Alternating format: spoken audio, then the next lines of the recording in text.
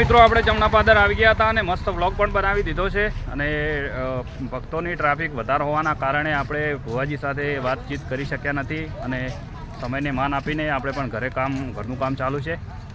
તો અત્યારે આપણે ઘરે જઈ રહ્યા છીએ અને રવિવારના લીધે આજે ટ્રાફિક વધારે હતું.